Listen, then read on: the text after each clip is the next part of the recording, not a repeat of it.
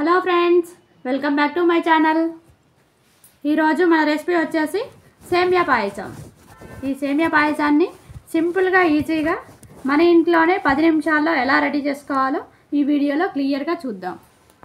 మా వీడియోని స్కిప్ చేయకుండా లాస్ట్ వరకు చూడండి.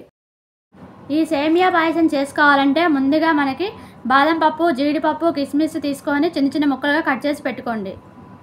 తర్వాత స్టవ్ ఆన్ చేసి బౌల్ పెట్టుకోండి.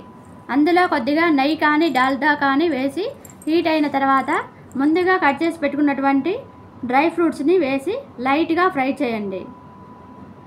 మరీ డీప్ ఫ్రై చేయకండి. డీప్ ఫ్రై చేయడం వల్ల డ్రై ఫ్రూట్స్ మాడిపోతాయి, పాయసం కూడా టేస్టీగా ఉండదు. ఇందులో మీకు కావాలంటే పుచ్చపప్పు, సారపప్పు కూడా వేసుకోవచ్చు.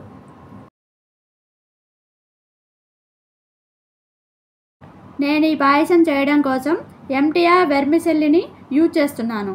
మీ దగ్గర ఇది లేకపోతే ఏదైనా సేమియాని వాడుకోవచ్చు. ఇంతకుముందు డ్రై ఫ్రూట్స్ రోస్ట్ చేసిన బౌల్లోనే కొద్దిగా నెయ్యి వేసి సేమియాని లైట్గా గోల్డెన్ బ్రౌన్ కలర్ వచ్చే వరకు వేయించి పక్కన పెట్టుకోండి. ఈ సేమియాని ఇలా లైట్గా ఫ్రై చేసుకున్న తర్వాత కొంతమంది ఇందులోనే కొద్దిగా నీళ్లు పోసి సేమియాని ఉడికిస్తారు. ఇలా మెత్తగా ఉడికిన తర్వాత ఇందులో పాలు పోసి ఉడికిస్తారు. అలా అయినా చేసుకోవచ్చు, లేదా నేను చూపించిన విధంగా అయినా చేసుకోవచ్చు. ఏ విధంగా చేసినా కూడా టేస్ట్ మాత్రం మారదు, చాలా బాగుంటుంది.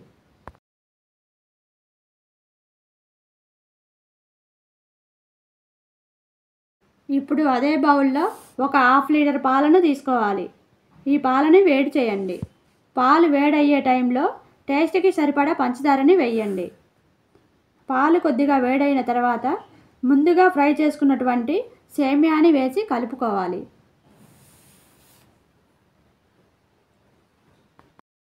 ఈ సేమియా పాయసం పూర్తిగా పాలతోనే కాకుండా సగం పాలు సగం నీళ్లు పోసుకోవచ్చు.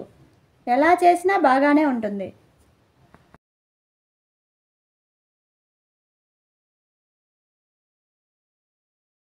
ఇలా పాలల్లో సేమియా ఉడికిన తర్వాత కొద్దిగా ఇలాచీ పౌడర్, ముందుగా రోస్ట్ చేసి పెట్టుకున్నటువంటి డ్రై ఫ్రూట్స్ ఇవన్నీ వేసి 2 నిమిషాల పాటు ఉడకనివ్వండి.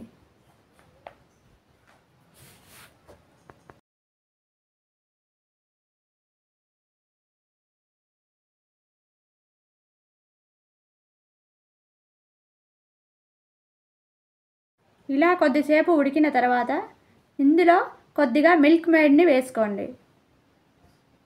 ఈ మిల్క్ మేడ్ వేయడం వల్ల సేమియా అనేది చాలా టేస్టీగా ఉంటుంది. ఈ మిల్క్ మేడ్ వేసేటప్పుడు పంచదార కొంచెం తక్కువగా వేసినా సరిపోతుంది.